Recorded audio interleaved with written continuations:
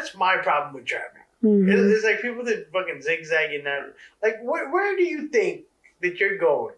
It's so fucking much more. It's a lack of awareness of other people around you. Sure. It pisses me off when I see people do that.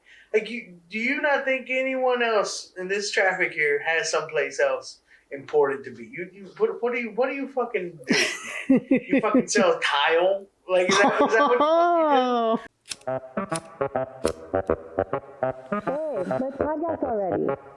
Shit. I'm Javi Luna, husband, father, and stand-up comedian. I've been fortunate enough to spend over a decade traveling the country, making audiences laugh. But my favorite audience is the one right here at home in Corpus Christi, Texas. My wife and co-host, Jan. Once a week, we sit down and have a chat. There's other podcasts like this, but this one's mine, and that makes it original.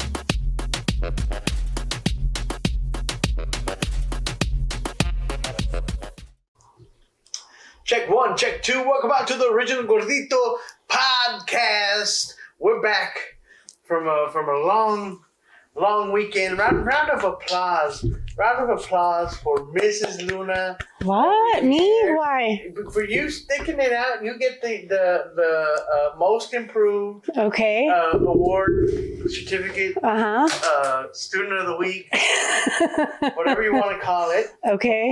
For being so social. Oh yeah. This past weekend, that was a lot. It was a lot. Yes. Past week, the week that you had the conference. I had a conference in Austin. Mm-hmm. So you had to people. I had to network. Yes, it was a lot. People, you had to new people, which yes, is even more. It's different. Right? It's one thing to spend time with people that you know you like. Right. That energy that you have to spend with new people trying to figure out, like, do I actually like this person? Mm-hmm. How much do I trust this person? Exactly. Share or not share with them? Yes. You toe that line. Do I give them my phone number? Do I want to let them follow me on Facebook? No. And That's always all no. this like social math in your head. It's exhausting meeting people. It really is. Especially if you're not used to it, right? Like, say, like someone who's in the public eye. Exactly. It can be it's draining. It's draining. Daunting, yes. All the above. Exactly. We're working on the SAT words. We're gonna ace those puppies. No, we're getting it. Because I know even for me, it can be a task. So I just wanted to. Well, thank you. Yay! Pat on the back, a little podcast pat on the back. I appreciate it. To you for sticking it out. How was? Let's start off with Austin. How was your trip? So it was very informative, which all conferences are. But it was weird being in that new dynamic, like all those people that you would look up to because they're bosses, like you're like... You start to realize they don't know shit. No, but like you're like elbowing with them and stuff and like, and they're just trying to figure it out too. And you realize like that they're people too. And it's crazy. The Bato's just trying to do his job. When you start to realize that, I feel like that, people always say, that's adulting. I think adulting is when you start to realize that the people that you held at a very high standard because they had a certain position. Right. Even going to like your parents. To me, maturing is realizing your parents didn't know as much as you thought. Didn't have it all figured out. Right? Like what one realization that came from me was starting to fix things around the house, right? My dad was not good with teaching me how to do stuff. He would fix stuff around the house, but he was never, like, I never went out there to hold anything or, hey, let me teach you how to do this. Yeah, to learn. He just didn't have that patience to do that. And normally the things he would do, we had a plumbing issue or something broke around the house, it would take him pretty much all day, right? And now what I realized is it took him that long because he didn't know what the fuck he was doing. Therefore, he didn't want any witnesses to this trial and error method that most of our fathers use. If you ever think about it, like why are you able to knock out a project that's pretty quick?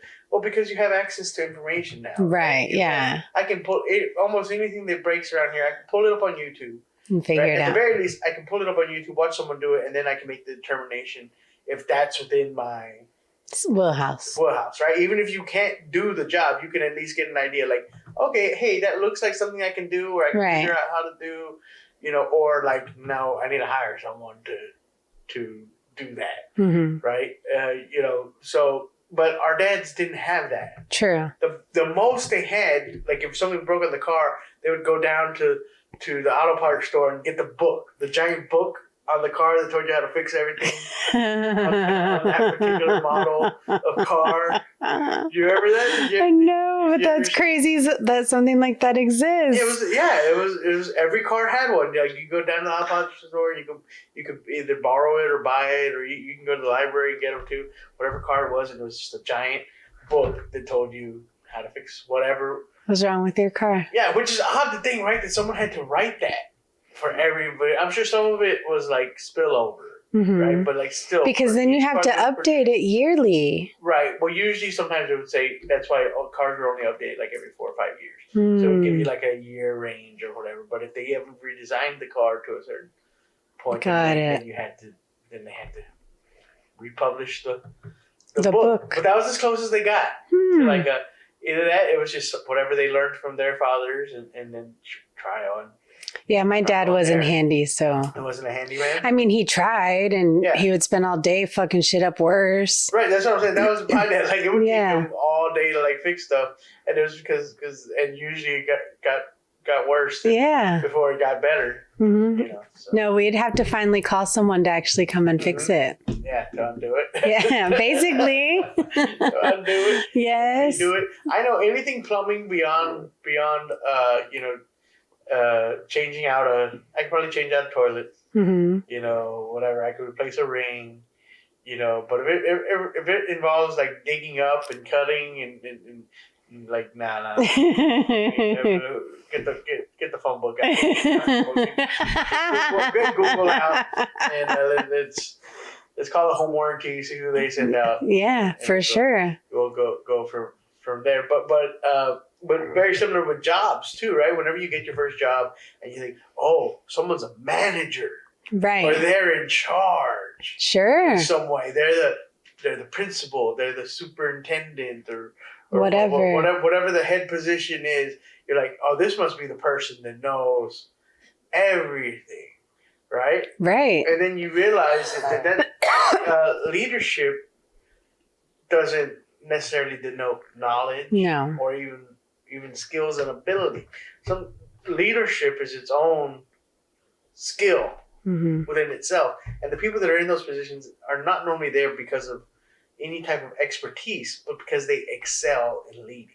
Right. The best leaders know that they don't know everything, and they know exactly what they don't know. Right. And who to go to to get it, and who to delegate to, and how to motivate. Like that's their skill. They're in those positions not because they excel necessarily in a particular field, but which is why a lot of I feel like a lot of employees felt very kind of underappreciated in their job because they see people that are less knowledgeable or skilled than them climbing maybe the ladder at a workplace. Okay. And you always hear, oh, the worst employees always get the promotion. Well, you have to realize sometimes by being so valuable in that working position because of your knowledge and your skills and your abilities, you make yourself unpromotable. Yeah, that's true. Which was something I realized at a young age because I started working a professional career at a young age. I started with the state of Texas at the age of 25. And I got told by the age of 27, he goes, if you stay here, which was Child Protective Services where I was at, he goes, you're never going to be a supervisor. He goes, because you're too good at what you do. My first year there, I was writing affidavits for program directors, just because of my use of my way with words. Right. Now, I learned later on what was it that made me excel at that, but I'm able to write a narrative very, very clearly and concisely. Right.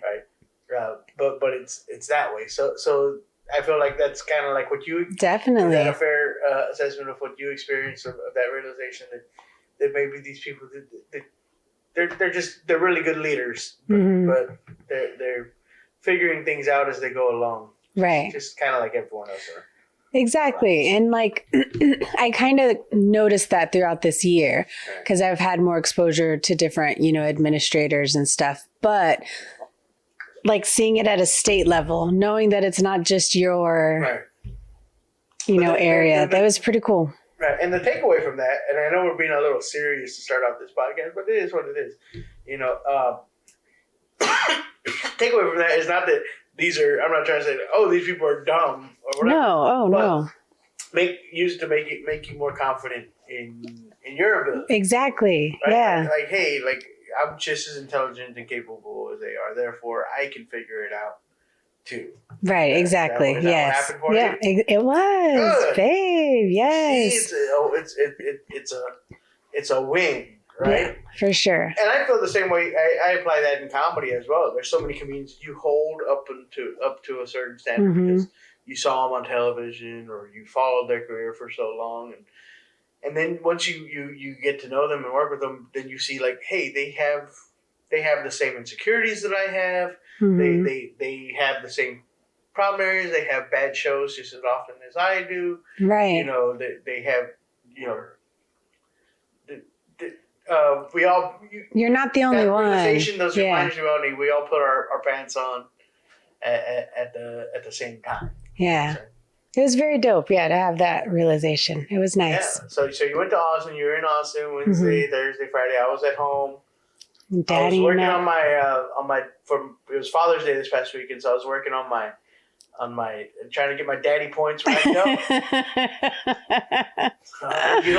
You don't win until you win when it comes to Father's Day, guys. You got to put in the time, and so I was like, well, Jen's out of town, so I can't go Ubering. So I was like, what am I gonna do? I'm gonna try to make a little mini summer camp. Yeah. Dad, I was like, sometimes it's hot out there, guys. I'm not gonna lie.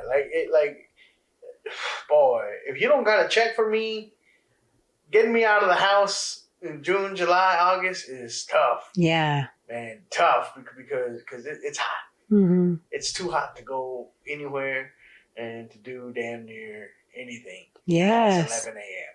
or even 10 a.m. Shit. Now, yeah. Yeah. Now it's hot, and it's hot all day, even at night. Mm-hmm. Right? Because I've been trying to figure out the sweet spot. The sweet spot for disc golfing. Mm-hmm. Right? So for the kids, I was like, okay, I'm gonna do one thing a day. Right? Mm-hmm. Like that's the goal. And they say you're supposed to do that for a lot of things. And if you have trouble getting motivated, right? Like if you're bad at cleaning, just clean one thing a day. Put your little one room a day or whatever. Like okay. That's the room you clean, right? So it's the same thing for dadding. If you find yourself in a dad rut, dad tip for all the dads out there, just tell yourself, I'm gonna do one activity. Okay. With these kids a day, beyond the usual. I mean, you gotta cook for them. Of course.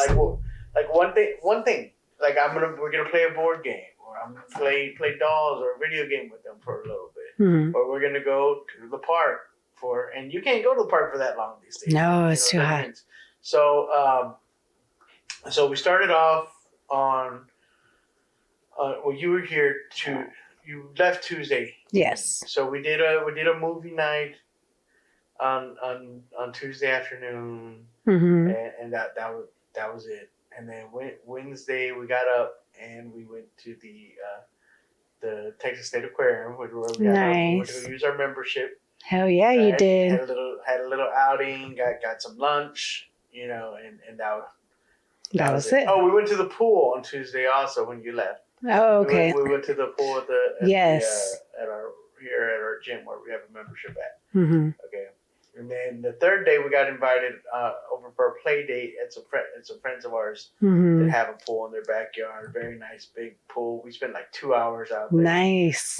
Just splashing around with the kids. Or it's one of those relationships where it works out because the kids' ages are perfect. Line up perfectly, and so and then it was time for you to come home and for us to head to Houston. Yeah. Right. So I had the Father's Day give secured confidently at that point. Felt like, and I was like, okay, go to grandma's, and I'm gonna go have fun. I'm gonna go not be daddy for 36 hours. I'll come back on Sunday. You can give me a mug or whatever you're gonna give me. And I was so glad that you were able to join me. Yes. Like you said, it's become a more frequent thing, but it's still a treat. It's still, yeah. I'd say. How did you feel about what's your assessment of the trip? Was it relaxing for you? Was it too much for you? I know we it was the shows, it was the after parties, both nights we had social things to go do afterwards. Mm-hmm. How was it for you? Was this a vacation for you, or was it too much work? No, I don't know that I would say vacation, because I did feel like I still had to be on. Mm-hmm. Not that I'm a different person, but Right. I have to talk a lot, and I don't normally talk a lot. So that was a lot, but it wasn't draining or like hard, if that makes sense. So it didn't feel like work. Right. So, but I wouldn't call it a vacation, Wasn't vacation. because if it was vacation, I could have slept late. Ah, okay. Well, let's run through the weekend, right? Okay. So we started out. We left Friday. Yes. Okay. I thought we were leaving with plenty of time, so we wouldn't be so rushed. But they ended up having the sound check like at 6 o'clock at night. We got there, which is like a whole 2 hours for the show, and so we didn't get to the hotel till 5. Mm-hmm. So it was enough time to literally take a shower and Get dressed and go. and head to the venue. And of course, in Houston, you don't want to risk taking off too late, because you never know what kind of traffic. Oh my God. Minutes away. I don't know how y'all deal with Houston traffic, like for real. Like I don't understand it. On a daily. Yes. It's okay. It's okay to travel to and visit, but no. It was crazy. On the daily, dealing with that traffic, I don't know how you just get yourself used to. I'm gonna sit in my car. Yeah. This whole time, and it's not like a relaxing sit in your car, right? Not at all. Like, you're constantly watching out for something. Because people are in and out. Something fucking stupid. Yes, right? they're crazy. Someone that thinks that wherever they have to be is more important than wherever. That's my problem with traffic. Mm-hmm. It's like people that fucking zigzagging that. Like, where do you think that you're going? It's so fucking much more. It's a lack of awareness of other people around you. Sure. It pisses me off when I see people do that. Like, do you not think anyone else in this traffic here has someplace else important to be? What do you fucking do, man? You fucking sell tile? Like, is that what you do? You know what I'm saying? Because I'm not hating. But I was gonna say, fucking some dude in a fucking truck. Where you going, bro? Are they not gonna buy the drywall? Get there by 3 o'clock. Is that what? You're not gonna get the bid, homie. Is that? Or the little sports cars. Or is that what's so fucking important? Right, or a sports car. Those little sports cars zooming in and out. Yeah, where do you gotta go, man? You gotta get to your job at fucking T-Mobile. You gotta go sell a couple cell phones, a couple iPhones. A new iPhone coming out. Probably. Where do you gotta go? What is so fucking important? You tell me, huh? Tell me. I didn't know you were so passionate. No, I do hate people driving recklessly. Mm-hmm. It is. It's just the same people that drive drunk. Or, it's what it is. It's a lack of caring for the people around you, or thinking that whatever's going on in your life is more important. Than everybody else and everybody else's safety at that. So like I said, it's not a relaxing thing to sit in Houston traffic, for sure. But we got there, we made it. Yeah. In enough time. We got to, which is nice because it gave us enough time to really chill backstage. Yeah. We got to actually, talk to everybody. Just we didn't get to talk to anyone for a long period of time. My homie Israel Garcia.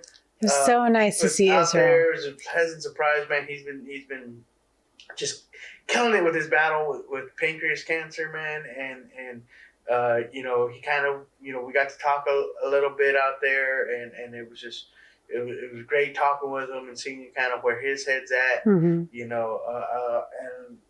without putting too much of his business out there, I like where his head's at, man, because a lot of that comes down to just positivity, and I think he's got the right mindset to really fuck some shit up on this fight he's got. So it was good to see him, getting around the craft again. He was telling me, he goes, I couldn't ride, I couldn't, of course, he talked about the depression he went through. And, I've never shied away from talking about my depression. I went through a very bad one back in late 2020, early 2021, which eventually became, out of the special.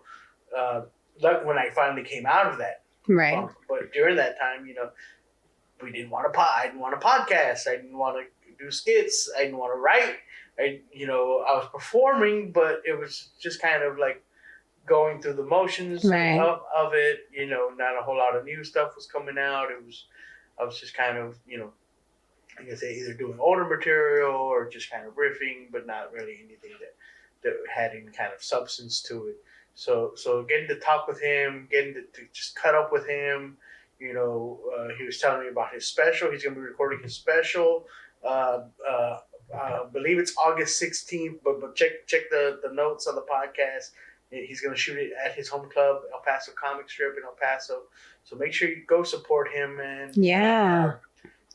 My new management, a new promotion team that I'm actually going to be doing some work with. Road Dog Promotions is going to be is handling it, is promoting it for him. Very cool. So make sure you check them out. Of course, the Comic Strip's a great club as well, and for opening up their doors for him to do that. So we talked about some material he's trying to develop for that. Yeah. We kicked around a couple of premises and jokes and riffed off each other. So it was nice getting the time to do that. Of course, Bryson Brown was in the building. Me and Bryson, he goes, we're smoking buddies. We're great because we both don't really care for passing around the joint too much. So he smokes his, I smoke mine, but we just kind of take our smoke breaks together. Chingo doesn't really smoke before the shows, so it's just always kind of me and him kind of thing. Yeah. And so it was that was nice there. For you. Juan, homeboy Joe, this was a shout out period. Joseph, man. Yes, baby Joseph was not baby Joseph. Yes. Sharing some of his life journey, some exciting things that he has. Yes, Joseph. Coming up, on the personal front, and when I met that kid, man, he was literally a kid. I think he was maybe like 18, 19 years old. He used to was one of Chingo's assistants. He would kind of handle the videography for us. A lot of the skits you originally saw me on with Chingo, like that, and he was the one that was filming and editing all of that. If you ever saw my Houston Improv set that's up on my YouTube, he filmed that one. The Pawn Stars skit. He the kid's been He's there. Great. When he would do everything from that to going and get us lunch and stuff like that. And we were talking about the first time that he hung out with us and he smoked us. He was this little skinny string thing of a kid, man, and we're all standing around chiefing. We're doing these like intense 10-hour days of writing. Which sounds like, oh man, you're sitting around writing, but your mind, your mind's it's going intense. all day. So you stop and you take these smoke breaks, and you're still, even in the break, you're still kicking stuff around. It's just like, trying to get your mind moving. You might toss around a ball or something. That's why if you ever see that shit like in movies, like that's really is what writing in that form is. It's like you need the constant change of. That's why they have like a ping pong table. Sometimes you see that or stuff like that because it just helps. Like do something else like as you're trying to write, or there's someone laying on a couch, or there's someone fucking just doodling or whatever. So we're taking the smoke session, passing it around, talking. Next thing I know, this young kid, who I had just met. That was the first time I had met him. He's the one standing next to me, and I hear him go, I feel kind of woozy. Oh, jeez. And I go to hand the joint over to him, and he literally faints. Right, like right there, we had to carry him over to the couch and like nurse him back to. Oh. Which then everyone was like, it's like, hey, how old is this guy? By the way, like, should we even be hanging out? We felt like we were contributing to his delinquency. And now, that was now like 8-9 years ago. Yeah, that's crazy. Literally, he's a full grown. He's a full grown man now. So it was good It's good to see him. Got to meet Eddie Bravo. Yes. It was nice, getting to meet him. Well, guys, one of those guys that just got story for days. You just kind of shut up and just listen, and just listen and let them talk. And if you get and we finally got to talk towards the end of the night, like one-on-one. And Chingo was very excited to see that. He was like, "Oh man, I'm glad you finally got a chance to talk." Eddie definitely has a lot of. He's definitely a philosophical guy. I find a lot of martial arts people are like that. So he has a lot of philosophies even when it comes down to comedy. Right. Like he was explaining to us, comedy definitely isn't his main thing. He runs gyms and does all sorts of things. Comedy's just kind of a thing he loves to do, and he's very good at it. But because he basically learned comedy from Joe Rogan, which is a hell of a learner. I mean, he definitely has some knowledge to pass along, and of course, I'm pretty philosophical when it comes to comedy. Chingo knows, he credits me with kind of mentoring him as he transitioned from comedy rap to stand up comedy. So so that's where his excitement came from, and it was kind of exciting to see him excited about the exchange. And the show, I mean, it goes without saying, check the TikTok out. I put a little clip up, which was amazing. That TikTok. Thank you. Feel like I'm getting pretty good at it was nice TikTok vlog editing. I had done a vlog on YouTube for a long time, which used to take me forever, so long to do. So I'm kind of liking this format better, where I can kind of do it. It's really short clips, and I can knock it out in reasonable an hour or two. Depending on how in depth I want to get with it. Really, it's just going through all the video that you captured and trying to tell a story with it. So I do like that outlet. Check it out. It's on my TikTok if you want to check it out. Kind of a recap of just that one night. I have another one I want to do for Saturday. Oh, okay. Because we're going long this week, by the way. Yes. Because this is going to be a 2-parter episode. 2-parters. Next week we're going to the river. So don't worry. We got plenty more time for me to act silly here in a minute. We might take a smoke break. Who knows?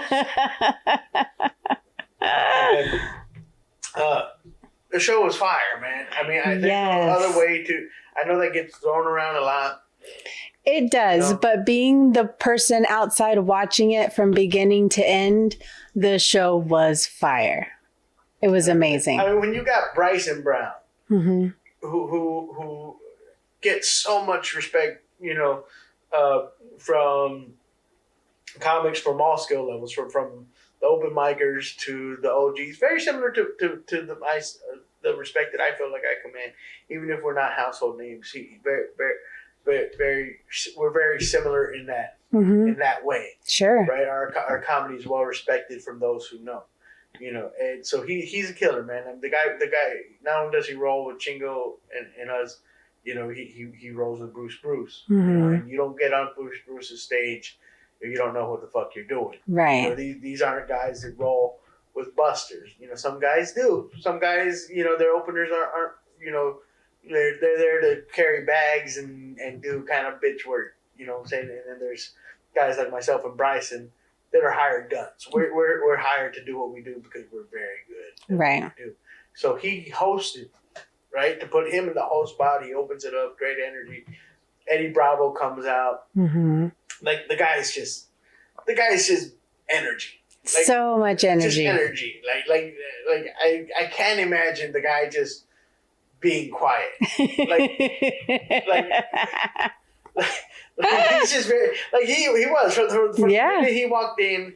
he's one of those guys that just his energy takes up the whole space, the whole room. Everyone's eyes have to be on him, not because he wants it, just because that's just how it is. Gravitational dictation that everything is focused on him, and it's hard to imagine. Like I would think, like if knowing him now, like if I was to see him being quiet.